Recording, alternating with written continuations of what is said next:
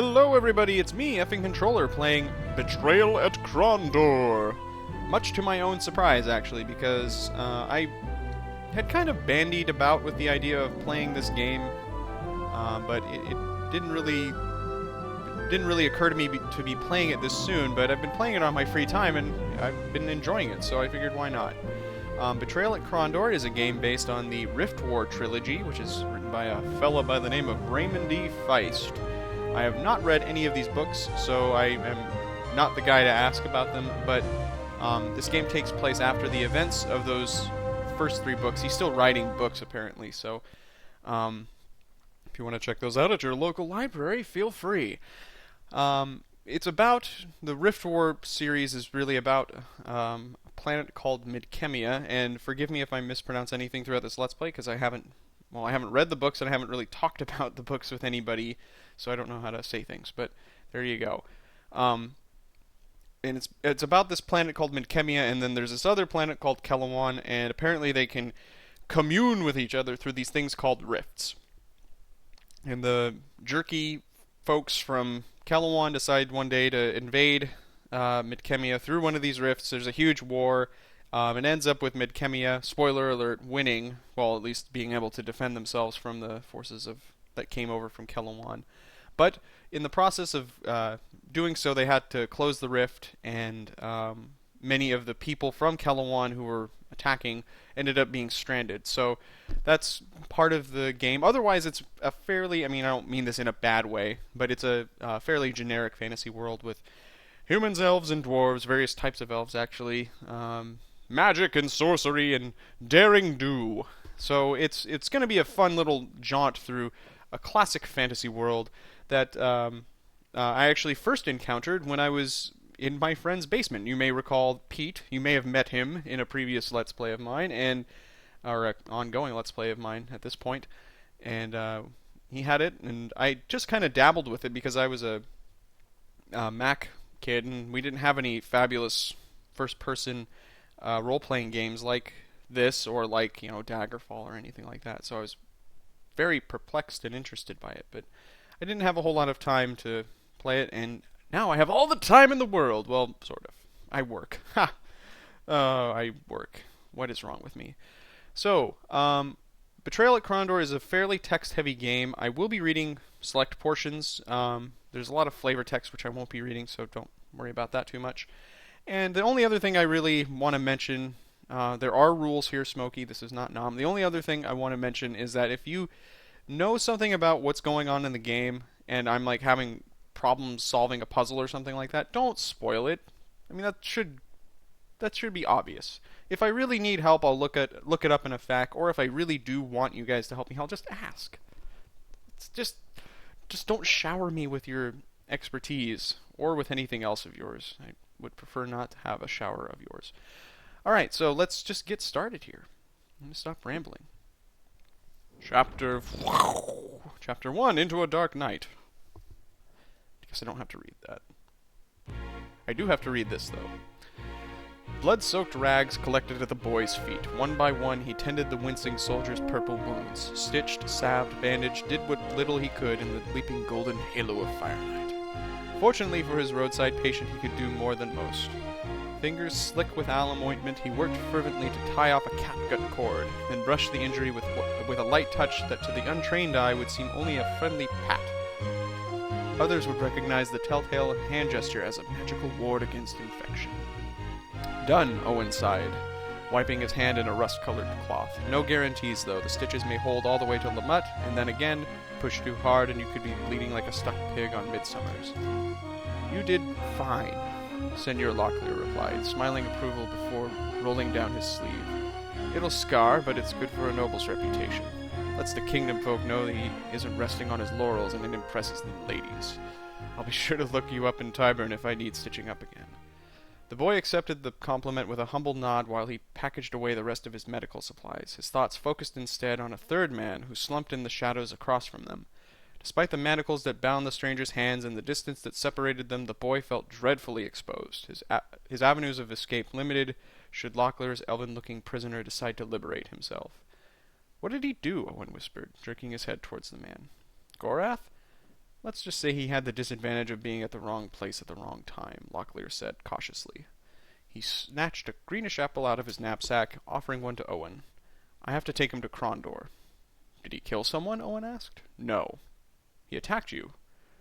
The seigneur wiped apple juice from his mouth, shook his head. No, not exactly. Well, who cut you up then? Before Locklear could reply, Gorath leapt forward, his chains writhing between his wrists like metallic vipers. Tss. Get out from underfoot, Owen, assassin in the camp. Give him a hug. Do not struggle so, Hasseth. I wish to keep you alive. But be glad I do not. The goddess of death will show you greater mercy. Oh, my popsicle. No. Or is that a corn dog? I can't really tell. Alright, Chapter 1, Into a Dark Night. Oh, that went by fairly quickly. So here we are. We are in Krondor. Well, we're not in Krondor yet. We're in Midkemia. This is how it looks. It's a first-person view. And you can see that there's a corpse on the ground. You just basically, it's point and click, essentially. You just select things and click on them, and that's how you interact with them. This is flavor text. Just feel free to pause the game if you want to read it. Alright, so we have items on this guy. We're going to take them, and these are lockpicks, and I'm going to give them all to Locklear, because fittingly enough, he is our best lockpick. These, on the other hand, are rations, and they're delicious and wonderful, and we need them. Every day you will consume one ration, so we're going to share these with everybody. Yum yum. Alright, so we looted him. Now, I should explain the interface a little bit. This is for magic. We won't be using that a whole lot yet. This is, if you want to set up camp or, start burning books or something like that if you hate knowledge. This is a map that gives you a better look at the surrounding area, or if you want to, you can look at the greater map that is of the, basically of the entire game world as far as I know. There may be areas, I should actually mention, I didn't mention this at the beginning, I've only played through the first chapter of this game, so the spoiler admonition that I gave you guys is extra important. Don't spoil the rest of the game for me, or for anybody else. So we have to get down to Krondor, which is down to the very south here. There's obviously a few different ways we can go through here, all of them probably dangerous in their own way. Let's actually exit out of here. Now you can zoom the map out handily like that, or you can zoom in. Wonderful. I haven't really used very much magic, so I'm not the guy to ask about that. This, I think that must be a quick save. So we're not going to bother with that. I actually don't know what that does. So you can see here's our dudes. Here's their inventory. This is the durability of their items. They become less effective with lower durability, so we're going to want to replace these guys, their armor at some point in the very near future, if possible.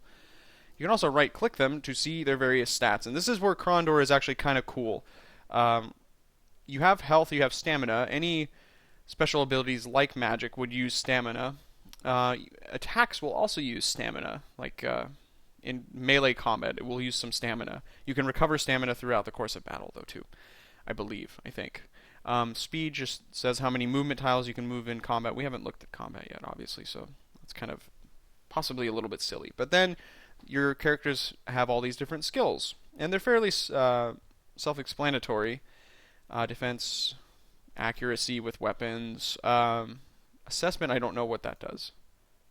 Oh. Well, it doesn't give me information about the specific skill, but it does mention that if you want to emphasize different skills, you just click them.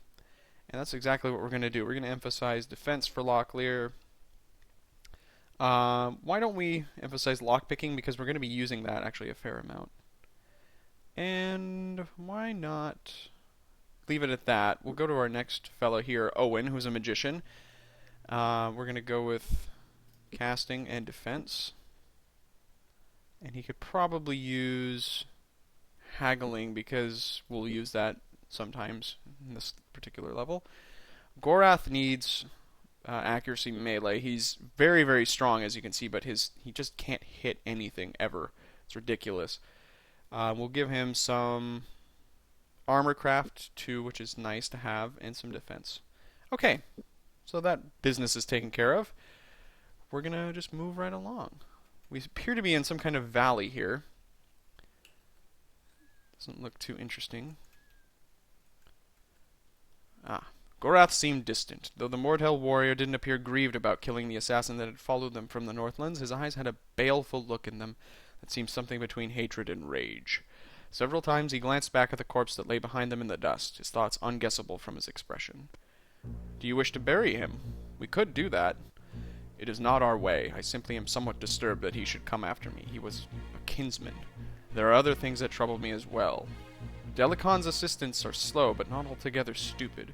Another like Hasseth, and you'll only have my corpse to drag before your Prince Arutha. Sorry, you don't get off that easy. As long as you are under my command, you are forbidden to die, Mordhel. I've gone to far too much trouble keeping you alive to bury you now. It's time that we took the chains off you. It'll be far easier for you to defend yourself if your hands are free to swing a sword again. You're not gonna just set him free, are you? I thought you said he was your prisoner. He is my prisoner, Owen, but the circumstances are terribly complicated. Even if he chose to sneak off, he'd be lucky to make it to the next town alive. This is the third such assassin we've run into since we left the Northlands, and I have a feeling that more will be waiting for us. He will be much safer with me and I with him. As the boy would be. If he were to whisper the wrong word in the wrong ear, he could easily be the death of us.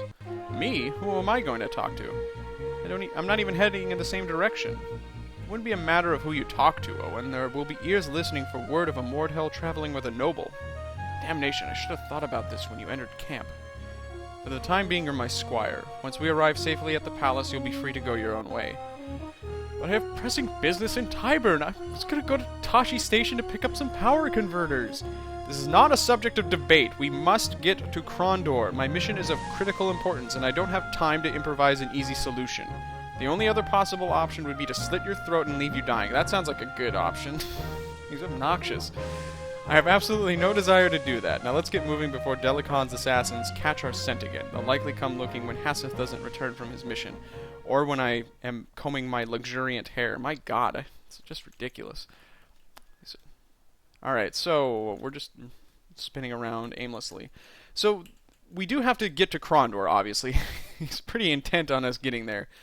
But the way that we do that is entirely up to us. We don't even have to take a very sensible route to get to Krondor. That's one thing about this game, is you're basically at your discretion to go anywhere. With some exceptions. There are certain things that or certain places you may not want to go. Just because it's going to be difficult to get through them. But I'll show you examples of that throughout the game. It's not that it's got switches and things like that allow you to magically be able to go to a certain town. It's that it's just not in your interest necessarily to go through. So obviously we've hit a small village here. We've hit it. Smack. This is Yabon. Yabone? Do you bone? It's a personal question. Alright, so we're actually going to wander in, but Owen says it's best if we move through this town as quickly as possible. I left a wedding party here not too long ago, and it might raise unpleasant questions if I were seen here again. What did you do? We may need supplies. There's a shop here called the Crossroads where we might be able to pick up a few things, otherwise we should be cautious. Alright, well, keep that in mind. You can approach any structure you like and knock on the door, and Owen says that the building appears to have been abandoned. They locked up after themselves, he said. Should we take a shot at opening it up? I think we should. You'll get presented with a lock here. This key up here is called a Peasant's key. They're like skeleton keys, but they do have the chance of breaking rather than opening the lock. But we're going to try lockpicking here, and it will default to the person with the highest lockpicking skill, who was, again, Locklear. Ah. He cannot open it, but let's try the key.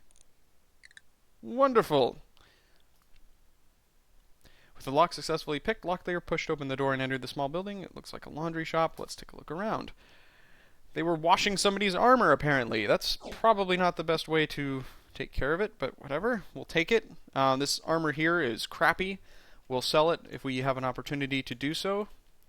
You can also right-click to examine things. If you guys ever want to read any of the text, you can just pause the video, I guess. You also have to be a certain distance away to be absolutely sure that you can get in there. Gorath pointed to the house. I don't know, Owen replied to the unasked question. I know it's not a relative's house. Owen, I believe, is from this village. Good enough, Gorath said. Turning on his heels, he marched to the door and knocked lightly as Owen watched the street. After a few moments, a disheveled-looking man answered the door. They talked for a short while and discovered the man had spent the better part of the night trying to break into a laundry shop that had recently gone out of business. The owner closed up shop and never returned the suit of armor I was having cleaned. If you can get in there, it's all yours. I'm very tired. If you'll excuse me, I'd like to go to sleep now. Wow. Alright, well, I'll take it. Definitely not a good idea. This is my aunt's house. As much as I would enjoy the opportunity to explain why I'm traveling with a mortal, I think we should leave. Fair point. And there's nobody there. I mean, for being a party that's supposed to be smuggling Mordhel, who are basically dark elves, smuggling a Mordhel to Krondor, we're being a little bit cavalier about this. But this is a shop, and we're going to buy a couple of things. As you can see, we have 14 sovereigns, which is gold, and then 3 royals, which is silver. Most of this stuff is well out of our price range. However, there is one thing that I would like to buy, and that's a whetstone. We're going to give that to Locklear.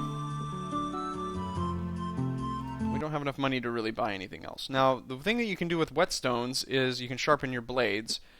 In and of itself, that's not terribly important right now because we obviously haven't been in very much combat. But later on, we're going to run into items that we're going to need to repair in order to sell them. Well, we can sell them even if they're damaged, I guess, but you get more money out of it.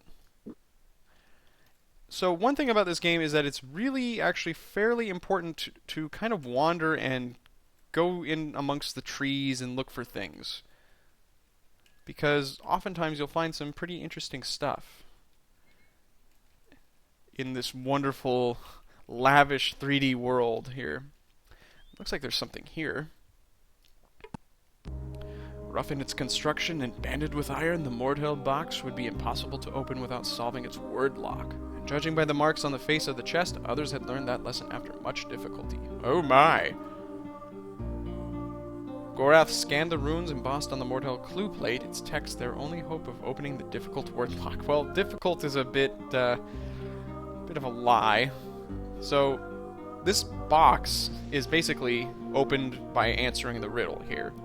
And first of all, it's written in Mordhel, so you can only read this if you have a Mordhel in your party. There are other circumstances in which you can read these, but for now we'll just stick with that. And then you read the riddle and you figure out what the answer is. Prince Arutha from his lofty perch will find our troops without a search. His men will fall, his castle too, and then what will Prince Arutha do? He will dock. He will dough. He will dow. He will do. This is obvious. This is a pretty easy one. He will fick. He's gonna get his fick on. All right. We'll just. Oh, yeah. Chicka wow. This is actually the answer here. Click, click. The chest thumped. They chest bumped. Huh. Satisfied the magical locks had released, Locklear tipped open the large wooden lid and found some kind of crappy stuff. But again, this is better than the junk that we have. We're going to put some armor on Gorath here. That's a little bit better. And we're going to sharpen this with the whetstone, because why not? It's very much like Oblivion, or any of the Elder Scroll games, in that you get additional points in your respective skills for practicing those skills, for repeatedly doing the different actions associated with them. So we may find sometime in the near future that Locklear will gain a level in weapon crafting because of his clever use of the whetstone. However, it is starting to get dark out. So we may want to consider actually heading back to Yabon here, or Yabon. We could also head to Lamut. Lamut is further to the south. I think we have more business in Yabon here, so we're going to go through there. We don't want to be traveling around during the dark, because the game does make random encounters a little bit more common, although with that said, I'm wandering around aimlessly. This is around by where we started, but I think I missed something here. Yes.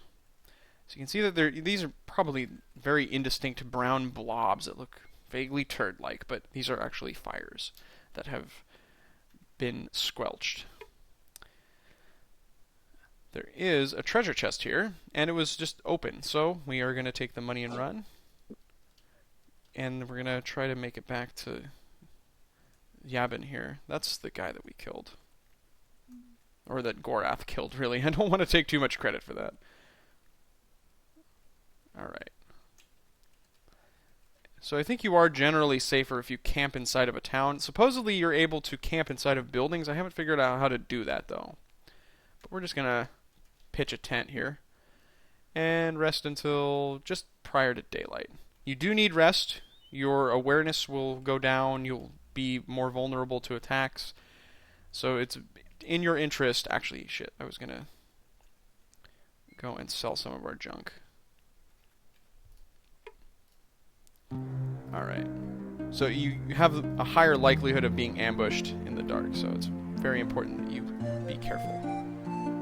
3 sovereigns and 4 royals. That's fine. I would like to be able to buy an armorer's hammer here, but we don't have quite enough money. So I'm actually going to keep the crappy armor that we have, just so that I can level up our armor crafting, because why not? It'll definitely come in handy later on in the game to be able to repair our own armor, rather than just having to sell it to somebody. I don't know, I actually haven't played through the game very much, as I said, so I could be completely wrong. So yeah, these little glens that you wander into, you want to be sure to check them out. So far we haven't run into a whole lot of interesting stuff yet, but that's going to change. Haha! Right on cue. So there's some gentlemen here.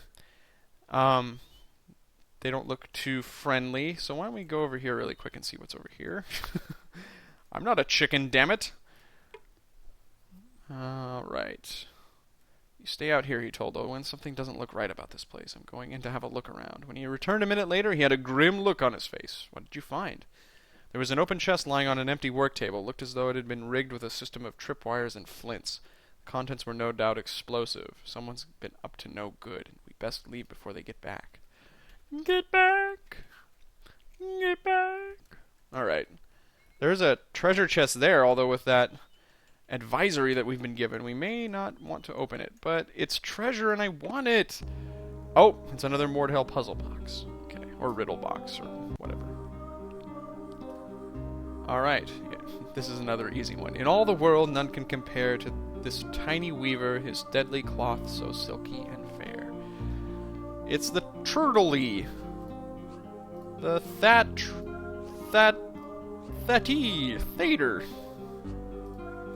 I don't know if you can spell anything dirty with these.